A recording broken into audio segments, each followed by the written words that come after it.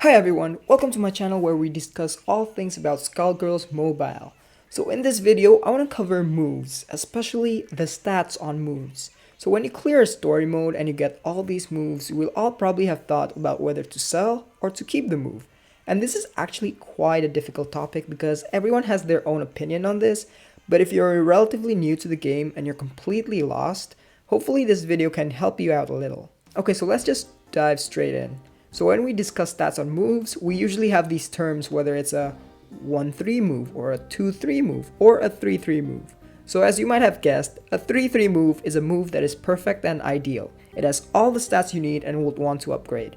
A 2-3 move is workable, there's just one stat that you don't really want, but if you don't have anything better, it might be worth to take a gamble and upgrade that move up.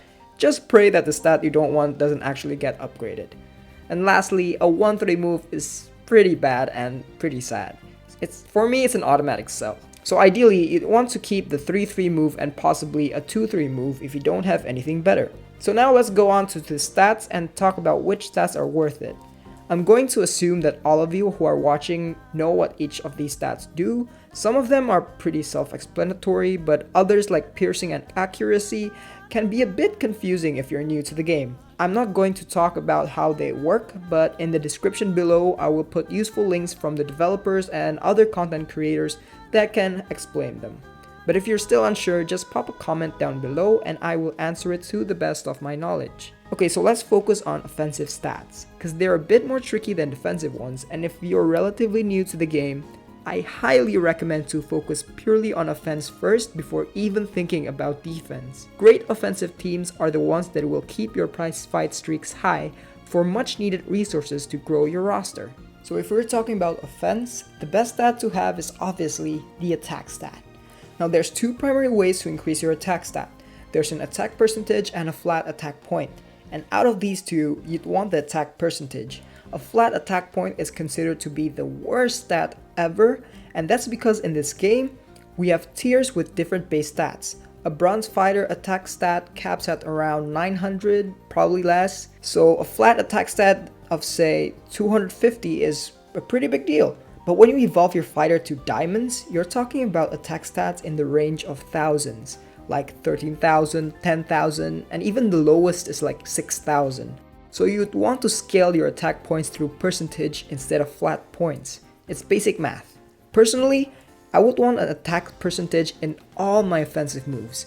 And I will immediately sell any moves that has no attack percentage, even if they have other useful stats that we'll go over in a bit. Attack has no cap, so the more attack you have, the more damage you'll inflict. It's simple as that. So aside from attack, the next stat you'd want is piercing, because this directly counters the defense stat. The piercing stat caps at 50% and you'd want to get as much piercing as you possibly can. Every move that has both attack percentage and piercing is automatically a 2-3 at least. It will be a good move to keep. Aside from these two, meter gain is a stat that I consider to be very good to have. But you usually don't want to have too much meter gain. Like 40 to 50% is great, but I say 70% is pretty overkill. You will naturally increase your meter just by doing combos, so while getting an early blockbuster is nice, it's not always needed. Okay, now that those three stats are out of the way, it's time to talk about the more tricky ones. So these stats are technically good, but they highly depend on the fighter, character, and variant that you're using. First up, we have special cooldown. Honestly, I initially placed special cooldown in the same category as meter gain as a very good stat to have, but I decided against it because Harley Quinn exists. Harley Quinn has a support signature ability that reduces special cooldown by 35%, which is pretty nuts. So you don't necessarily require special cooldown in your moves as long as you can bring a Harley Quinn as a support. But regardless, special cooldown is still a pretty good stat to have, and like meter gain, it's not a waste if it's within reasonable limits. Next is accuracy, and this stat is entirely dependent on the variant that you're using. Generally, I would keep moves with accuracy only if the other two stats are very good offensive ones like attack percentage and piercing, or if the move comes from a character with a variant that would really like accuracy. And these variants usually have very powerful abilities, often involving buff removal, like Silent Kill, Mean One, and Standout. If you don't know what accuracy does, please do read some explanation from the links in the description down below, or ask in the comments and I'll try my best to answer it. So then we have crit rate and crit damage, which is very interlinked. And like accuracy, both of them are kinda dependent on the character and variant you're using. So aside from attack, critical hits is another way to boost your damage output, but it requires you to upgrade 2 stats instead of 1.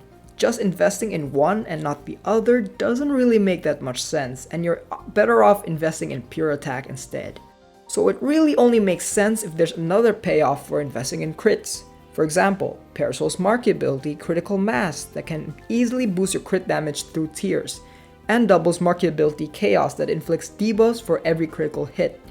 In these two cases, investing in critical hit rate is pretty worth it, and best of all, these effects come from Marquee abilities, so you can literally invest in a set of 5 moves with critical hit rate and just switch them around different variants of these fighters. But aside from these fighters, there are other variants that specifically require critical hit rate like Perminator. Now in Perminator's case, if you find a decent move with critical hit rate, you need to consider whether you want to build a moveset purely for Perminator or a more general moveset for Robofortune as a whole. This is because outside of Perminator, other Robofortunes may not need any crit rate at all, especially if they have abilities that can grant them precision, which guarantees a critical hit. So it is important to ask yourself, is this move useful for a general use, or is it good only for a specific use? And we will get to stat building later on after we go through the other stats. And when I say the other stats, I mean these 3 niche stats, which are tag cooldown, element bonus, and block proficiency. Now these stats are generally not wanted. They're usually considered bad only because their use is so specific that you will very rarely have use for them. The best I could think of is element bonus being alright with double variants because she can change element, but you'd still prefer attack stat most of the time. Block proficiency is useful for Xenomorph and her Doom Cheese, but you'll later learn that it might not be worth the effort or investment, and you're better off investing in a crit rate for the Chaos Marquee instead. And tag cooldown is just terrible, but I found someone creative that was able to make use of it. I will put a link to their video in the description below, but if we're talking about optimal stats, then these 3 don't really make the cut.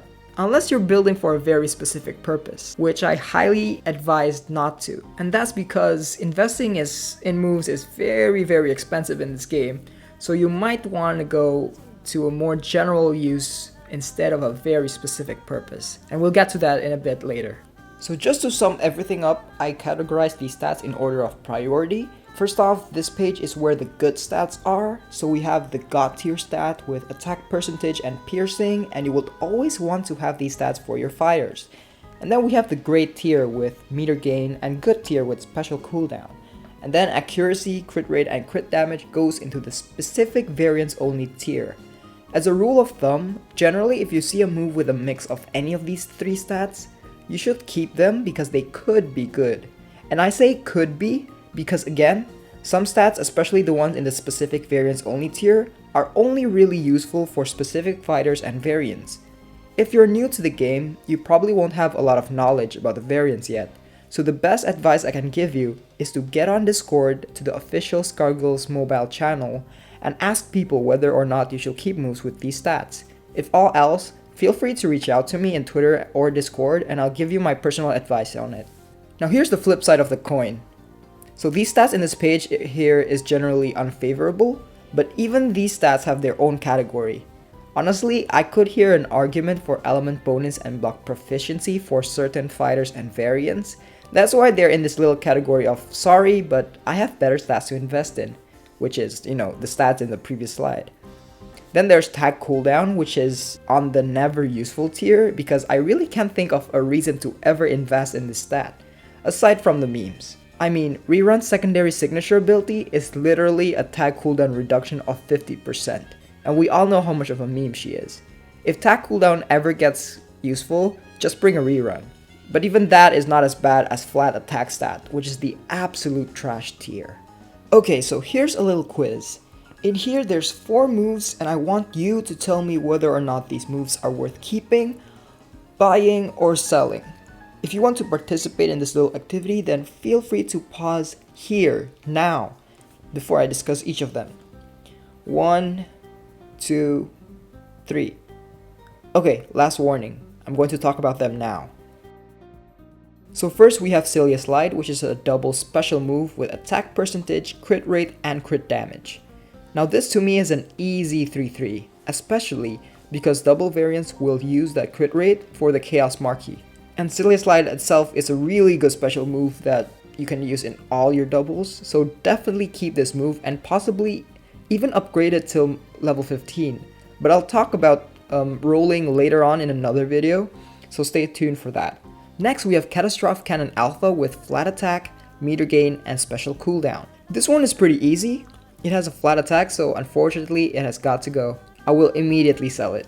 But let's think about it for a moment. I did say previously that a 2-3 could be worth to keep and gamble. So the question is this a 2-3? Personally, I would say no. Meter gain and special cooldown is pretty good, but only if there's another offensive stat on board. If it was attack percentage instead of a flat attack, I would definitely keep it. Let's say the special cooldown or meter gain is attack percentage instead. So you have both attack percentage, a flat attack, and meter gain, for example. For me, that would be a 2-3, but I would still be hesitant on upgrading for it because, again, meter gain and special cooldown is nice to have, but you don't need too much of it. So unless it rolls completely all on attack percentage, I wouldn't upgrade it. Third, we have Axelabella with HP percentage, attack percentage, and crit rate. So in here we have a defensive stat which makes this kind of a hybrid move.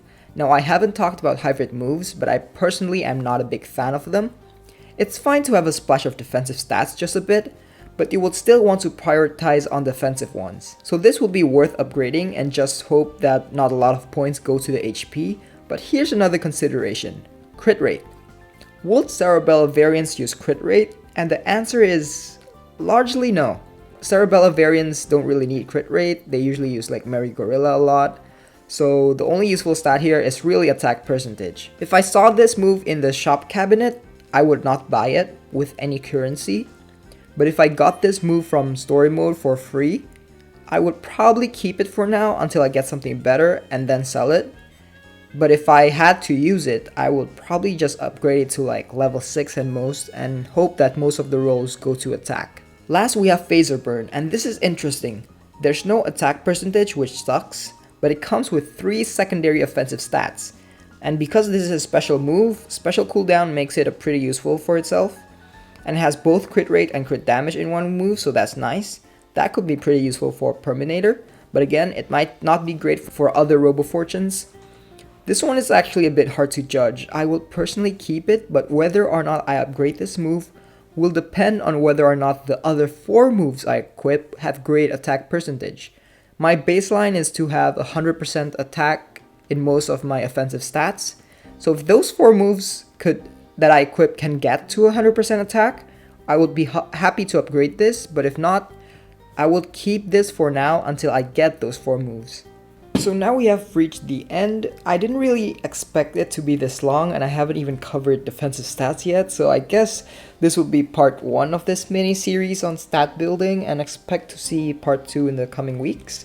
Hopefully this has been useful for those of you who are new and can't really get their head around all these different stats. Regardless, if you are in doubt, it's better to keep the move and ask people rather than selling it and regretting it later on. Again, this is quite a difficult topic to cover because everyone has different opinions, but I hope this has been useful to consolidate your own opinions on which stat to keep and which stat to sell. There's more layers to this, honestly, like I haven't even considered the moves themselves yet, and that will probably be in another different video, but that's all for me now. As always, thank you guys for watching, and I hope to see you in the next one.